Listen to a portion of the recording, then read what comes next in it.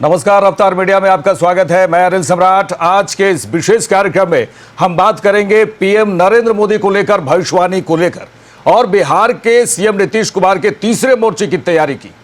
बात करें तो जगत गुरु रामभद्राचार्य प्रख्यात राम कथावाचक है। उन्होंने एक बार फिर प्रधानमंत्री नरेंद्र मोदी को लेकर बड़ी भविष्यवाणी की है। कहा है कि आप जान लीजिए, मैं फिर भविष्यवाणी कर रहा हूं, पीएम नरेंद्र मोदी तीसरी बार भी आएंगे। इस बयान के बाद राजनीतिक में तूफान खड़ा हो गया है। राजनीतिक गलियारों में चर्चाएं शुरू हो गई है। तो वहीं दूसरी तरफ लोकसभा चुनाव 2024 को लेकर बीजेपी के खिलाफ तीसरे मोर्चे के लिए बिखरे विपक्ष को एकजुट करने के लिए बिहार के सीएम नीतीश कुमार और डिप्टी सीएम निकल चुके हैं तेजस्वी यादव। नीतीश कुमार को सपा, बसपा और कांग्रेस को साथ ला पाने की सबसे बड़ी चुनौती होगी। बिहार के सीएम नीतीश कुमार द्वारा तीसरे मोर्चे के लिए कवायद शुरू हो गई है। बिहार से सीएम नीतीश कुमार और डिप्टी सीएम इन दिनों साथ साथ नजर आ रहे हैं। जहां दिल्ली जाकर दोनों ने कांग्रेस नेता राहुल गांधी से खास मुलाकात की। लगे हाथों उन्होंने दिल्ली के सीएम अरविंद केजरीवाल से भी मुलाकात की।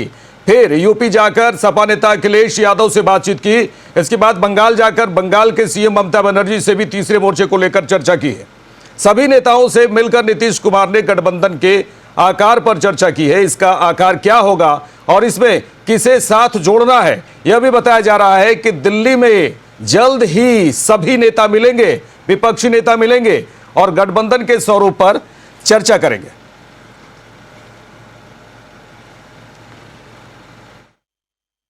जान लीजिए, फिर मैं भविष्यवाणी कर रहा हूं, तीसरी बार भी मोदी फिर आएंगे यहां।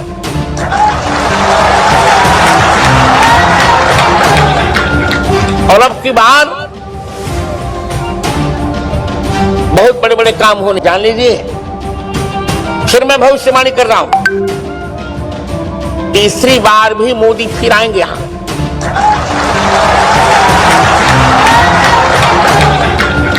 और अब की बार बहुत बड़े बड़े काम हो। जान लीजिए, देखिए, तुलसी पीठाधीश्वर स्वामी जगत गुरु रामभद्राचार्य जी ने कहा है कि पीएम मोदी तीसरी बार फिर आएंगे। इसको लेकर राजनीतिक गलियारों में चर्चा का दौर शुरू हो गया है।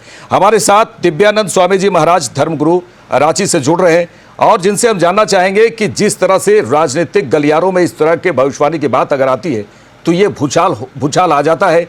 और सबसे बड़ी बात है कि उधर दूसरी तरफ बिहार के सीएम नीतीश कुमार और डिप्टी सीएम तेजस्वी यादव निकल पड़े हैं विपक्षी एका को मजबूत करने के लिए। जी स्वामी जी। देखिए, अभी जो भारत की राजनीति है ये पूरे विश्व की निगाह लगी है भारत के ऊपर में, क्योंकि विशेषकर पूरे विश्व की निगाह अगर कहा जाए तो भारत में, इसलिए मैं भारत का मतलब कह सकता हूं कि मोदी जी या यूक्रेन की बात हो या किसी अन्य विषय को देखें तो लोगों को एक भरोसा लग रहा है कि भारत इसमें कुछ कर सकता है। यहाँ नहीं, इतना ही नहीं बल्कि पाकिस्तान जो हमारा सबसे पुराना, सबसे बड़ा शत्रु है हमेशा, उसके ऊपर भी वहां भी चर्चा होती है कि मोदी की तरह में नेता चाहिए।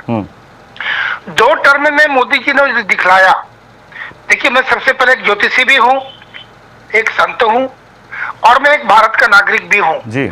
तो मेरे तीनों दृष्टिकोण से मैं आपसे बात करना चाहूंगा कि एक भारत की जनता होकर भी मेरा एस्ट्रोलॉजिकल पॉइंट ऑफ व्यू दृष्टिकोण क्या होता है और जो आपका जो प्रश्न जिस आपने जैसे पूछा उसके लिए। तो भूचाल आना आएगा, ये बवंडर आए उसका काम है। बवंडर आते हैं चले जाते हैं, ठीक है, इससे थोड़ा कभी कोई प्रभावित हो सकता है। लेकिन आपके प्रश्न में जो आप क्यों पूछना चाह रहे हैं कि उस बवंडर से क्या होना है, मैं समझता हूं आपका प्रश्न ही है क्या। जैसा कि परम पूजनीय रामभद्राचार्य जी ने जो बताया जी, उस बात से मैं बिल्कुल सहमत हूं। ज्योतिषी होने के नाते भी जनता जानती है कि जो इस पर भी विशेष चर्चा, उस पर विषयांतर हो जाएगा। पूरी कुंडली का विश्लेषण तो बिल्कुल नहीं करूंगा, पर इतना मैं अवश्य अपने दर्शकों को स्मरण करा देना चाहूं कि इनकी कुंडली में जो मजबूती है, जो एक एक चीज देखने की इनका सेल्फ कॉन्फिडेंस या कोई भी अपने ओपोनेंट को किस प्रकार से वो निरस्त करते हैं, परास्त करते हैं, किसी भी सिचुएशन में घबराते नहीं है और प्रत्येक परिस्थिति में दिन में 4-5 प्रोग्राम करने के बाद भी ऑलवेज फ्रेशनेस, एक जो ताजगी दिखती है, ये सारी इनकी कुंडली पर, उस पर मैं विशेष विवेचन करूं तो बहुत समय लग जाएंगे। लेकिन अभी आपके प्रश्न से बताऊं कि मंगल इनके स्वामी है और नीच भंग योग है, तो मंगल की ही महादशा है और मंगल की महादशा में गुरु की अंतर्दशा रहेगी जब उनका चुनाव रहेगा। तो गुरु भी इनके अच्छे पोजीशन पर हैं, मंगल जो है सो है ही। ऐसी स्थिति में कि कोई भी बाउंडर, कोई तूफान, कोई भूचाल इनको बाल बांका नहीं कर पाएगा, यह बात अवश्यंभावी है। तो पूजनीय रामभद्राचार्य महाराज जी के बातों को मैं कोट करते हुए अपनी तरफ से भी बोलता हूं कि ये बिल्कुल मोदी जी किसी भी कीमत में अवश्यंभावी है उनका आना। ये कोई भी बवंडर, कोई भूचाल इनको कोई भी डिस्टर्ब नहीं करने जा रहा है। ठीक है, आप अगला प्रश्न कर लें, उसके बाद में बाकी की भी मैं एक आपसे जल्दी से जानना चाहेंगे क्योंकि और भी हमारे गेस्ट हैं, जल्दी से जानना चाहेंगे। ये देखिए, जगत गुरु रामभद्राचार्य जी ने भी कहा है कि विपक्षी एकता की संभावना नहीं दिख रही है। आप इसको लेकर क्या कहते हैं, जल्दी से? देखिए, मिलेंगे बोलेंगे सारा, ये मिलना इनका काम है। तीसरी, चौथी, पांचवी जो भी बनाने की चेष्टा कर ले। और हम सभी देखे हैं कि ये बार बार मिलते हैं और मिलने के बाद क्या होता है। अब किसी को तरह तरह से लोग नाम भी रख दिए हैं, चाहे नीतीश जी हो, चाहे तेजस्वी जी हो, ममता बनर्जी हो, केजरीवाल, सभी का एक मखौल उड़ रहा है, देश में मजाक बन रहा है। तो जनता देख रही है, उनके सबों की कुंडली भी मेरे सामने है, अलग से विवेचन नहीं कर रहा हूँ। कुछ नहीं होने वाला है, तीसरी मोर्चा बनेगी नहीं, बनेगा वैसे ध्वस्त हो जाएगा। और यदि बन भी जाता है तो इससे कोई मोदी जी को बाल बाका नहीं होने वाला है। ये मैं बहुत ही मैंने विश्वास के साथ ये मैं बोल रहा हूँ, इस बात को जवाबदेही के साथ में। चलिए, तमाम बातचीत के लिए दिव्यानंद स्वामी जी आपका धन्यवाद। जी धन्यवाद। हमारे साथ दिव्यानंद स्वामी जी महाराज धर्म गुरु जुड़े और जिन्होंने कहा है कि निश्चित तौर पे मोदी जी फिर आएंगे। उन्होंने ये भविष्यवाणी उन्होंने भी की है। और लेकिन कई राजनीतिक हलकों में लगातार ये चर्चा का विषय बन रहा है कि जिस तरह से भविष्यवाणी एक तरफ तुलसी पिटादेश्वर स्वामी जगत गुरु रामभद्राचार्य जी ने कहा है, और उधर देखिए तस्वीरें आप देख सकते हैं जहाँ पर नीतीश कुमार और तेजस्वी यादव अन्य दलों से विपक्षी एकता की बात कर रहे हैं। हमारे साथ अनीता यादव जुड़ चुकी हैं, आरजेडी प्रदेश प्रवक्ता हैं। अनीता जी, जिस तरह से बिहार के सीएम नीतीश कुमार और डिप्टी सीएम तेजस्वी यादव लगातार विपक्षी एकता को मजबूत करने की बात करने को लेकर निकल गए हैं, और इधर जगत गुरु रामभद्राचार्य जी ने कहा है कि पीएम मोदी तीसरी बार फिर आएंगे। जी मैंने जैसा कि आपने कहा, पहले तो मेरे तरफ से जो भी दर्शक हैं उन सबको मैं अब सबका अभिनंदन करती हूँ जी। और आपने इस डिबेट पे मुझे शामिल किया, इसके लिए बहुत बहुत धन्यवाद। जगत गुरु से मैं ये पूछना चाहती हूँ कि वो मोदी जी के ही बारे में बता पाते हैं?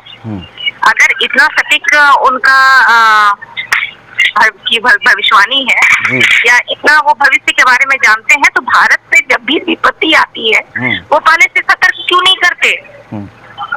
इतना अनहोनी हो जाता है, उसके बारे में बता देना चाहिए था। पुलवामा में जो अटैक हुआ था उसके बारे में बताना चाहिए था, और बहुत सारे हमारे जो जवान शहीद हो जाते हैं उनके बारे में बताना चाहिए था।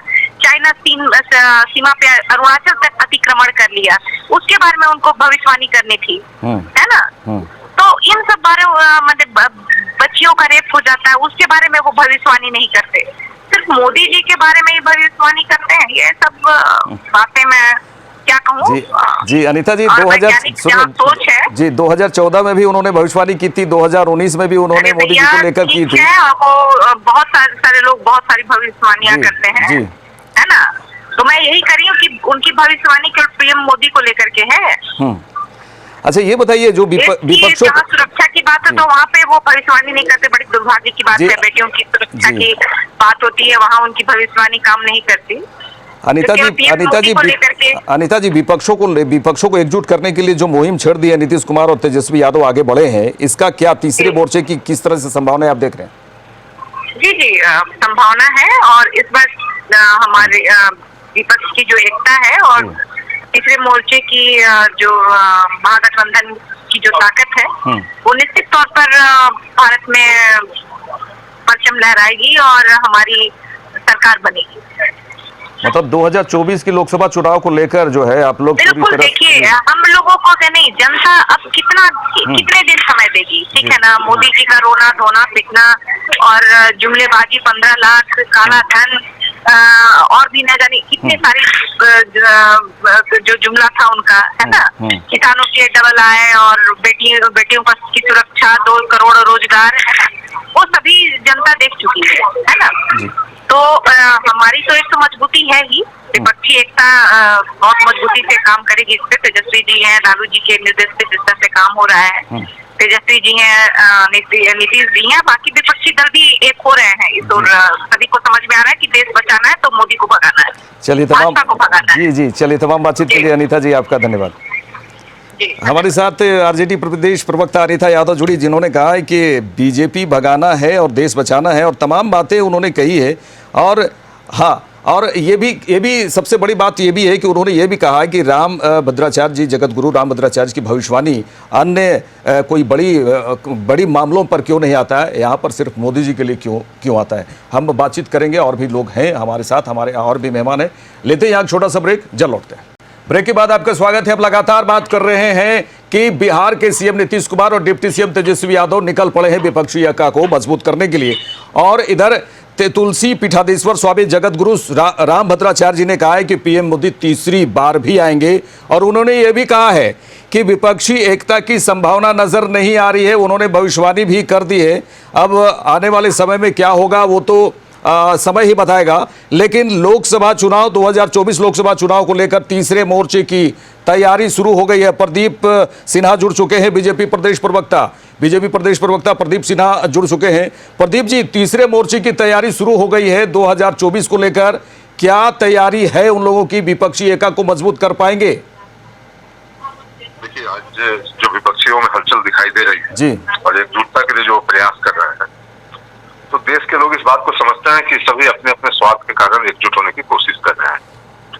जहां तक प्रश्न है कांग्रेस पार्टी का, भ्रष्टाचार में घिरी हुए हैं, राहुल गांधी और सोनिया गांधी बेल पर हैं, नीतीश कुमार जिनके सहयोग से सरकार चला रहे हैं, आरजेडी के नेताओं पर ईडी और सीबीआई की इंक्वायरी चल रही है।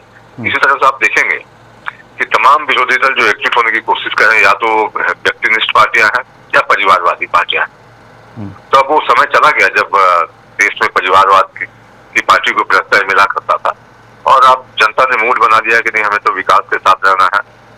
और कहीं ना कहीं जो लोग इस कोशिश में लगे हुए हैं, एक उदाहरण देकर मैं समझाना चाहूंगा कि चंद्रबाबू नायडू जब आंध्र प्रदेश के मुख्यमंत्री हुआ करते थे, तो एक बार उन्होंने भी एक कोशिश की थी, मुख्यमंत्री पद पर रहते हुए कोलकाता गए और कहां कहां जाकर उन्होंने तमाम विरोधी दल के नेताओं को एकजुट करने की कोशिश की।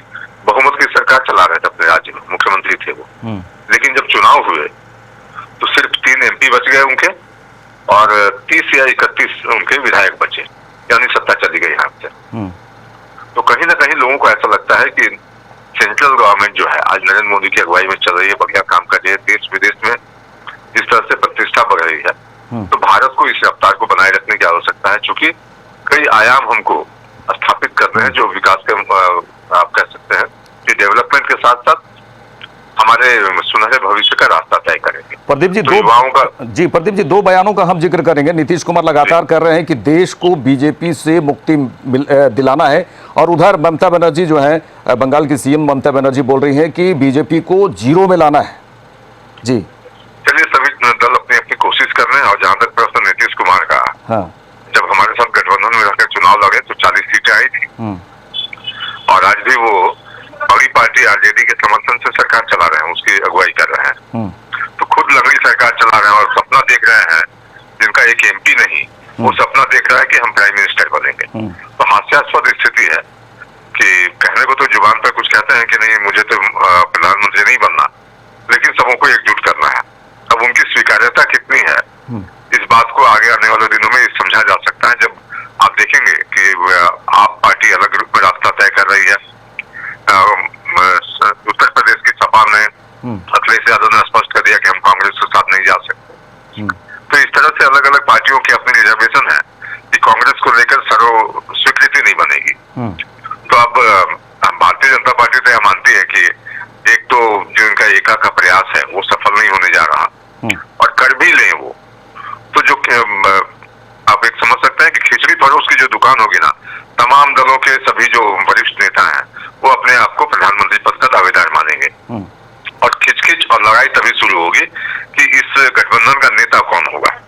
अगर सर्वमान्यता नहीं होगी तो आप समझ सकते हैं कि वो गठबंधन बिखर जाएगा। पिछली दफा भी कोशिश हुई 2019 में, आप याद कीजिए, ममता बनर्जी ने बहुत लोगों को जुटाया था और कोलकाता में एक रैली की थी जहां 18-19 दलों के नेता जुटे थे और शायद आपको दृश्य याद हो कि हाथ पकड़कर सभी ने ऊपर फोटो करवाया था, ग्रुप फोटो करवाया था। लेकिन हश्र क्या हुआ, जनता उन पर भरोसा नहीं करती जी। प्रदीप जी जल्दी से ये जानना चाहेंगे कि जो भविष्यवाणी की गई है, तीसरी बार फिर आएंगे राम भद्राचार्य जी कह रहे हैं, तो आप इससे कितना सहमत हैं? क्योंकि 2014-2019 में भी उन्होंने भविष्यवाणी की थी जो सही हुआ। देखिए, संतों का आशीर्वाद भारतीय जनता पार्टी के साथ है। पालघर में जो लोग साधुओं की मौत पर चुप्पी साधे हुए थे, अब जनता उन पर तो विश्वास करेगी नहीं। और चूंकि साधु संत हमारे साथ हैं, हमको उनका आशीर्वाद प्राप्त है। और भारत में तो एक परंपरा रही है कि कोई भी शुभ काम करने जाओ, अगर साधु संत आपको आशीर्वाद देते हैं तो वो फलित होता है।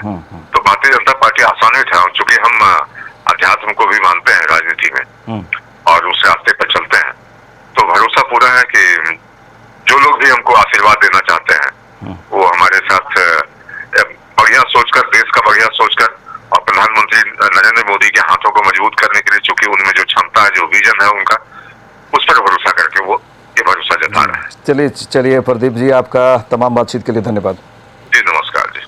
हमारे साथ बीजेपी प्रदेश प्रवक्ता प्रदीप सिन्हा जुड़े, जिन्होंने कहा है कि आशीर्वाद जो है साधु संतों का बीजेपी को मिल रहा है, जिसका ये ही देखा जा सकता है कि जगत गुरु राम भद्राचार्य ने आशीर्वाद दिया है कि किस तरह से भविष्यवाणी किया गया है 2014 में। बता दें कि 2014-2019 में भी उन्होंने ये भविष्यवाणी की थी और जो सही हुआ था, अब उन्होंने फिर एक बार जो है भविष्यवाणी करके राजनीतिक चर्चाओं को जो है एक तरह से धार देने की कोशिश की है और फिर लगातार ये चर्चा शुरू हो गई है।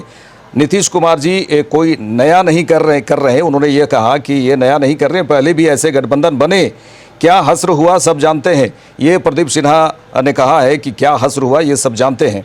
और आपको ये भी बता दूं कि एक ही मकसद है जो विपक्षी एकता को मजबूत करने का जो दिख रहा है, उसमें एक ही मकसद सामने आ रहा है कि मोदी को हराना है और 2024 में बीजेपी को जो हीरो से जीरो बनाने का है, वो लगातार चर्चा यहाँ पर बीजेपी विपक्षी एकता जो है, विपक्षी एकता की बात करें तो ये हो रहा है। बिहार के सीएम नीतीश कुमार और deputy CM Tejashwi Yadav Delhi, UP, Bengal जाकर विपक्षों को एकता करने में जुटे हैं और लगातार ये बातें कर रहे हैं कि इस बार जो है बीजेपी को देश से मुक्ति दिलाना है और संविधान को बचाने की भी बातें हो रही है। संविधान को बचाना है, चर्चा कर रहे हैं। विपक्षों को एकजुट करने में नीतीश कुमार और तेजस्वी यादव लगातार आगे आ रहे हैं और लगातार आगे आए हैं।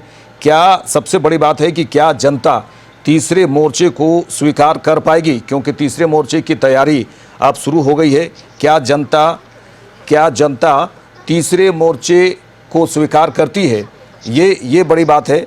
और लगातार हम बात किए दिव्यानंद स्वामी जी महाराज धर्मगुरु जो हैं, उनसे भी बातचीत किए, वो भी लगातार ये कह रहे हैं कि चाहे कुछ भी हो, विपक्ष चाहे कुछ भी कर ले, लेकिन जो संभावनाएं उन्होंने देखी है, जो भविष्य वो भी कर रहे हैं, भविष्यवक्ता वो भी हैं, तो साफ देखा जा सकता है कि आने वाले समय में किस तरह से अब 2024 की तैयारी में विपक्ष जो है मजबूत करने की स्थिति में, जिस तरह से तस्वीरें देख रहे हैं। बंगाल के सीएम ममता बनर्जी से भी मुलाकात किए नीतीश कुमार और अरविंद केजरीवाल से भी मुलाकात किए। लगातार मुलाकातों का दौर चल रहा है और 2024 की तैयारी में कहा जाए ये पूरी तरह से एकजुट हो चुके हैं।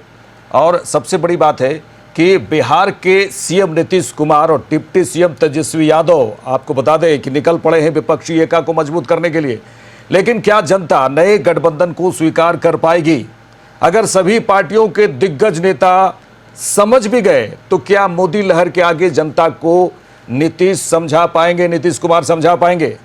सिर्फ सवार होने मात्र से ही देश की गाड़ी नहीं चलती।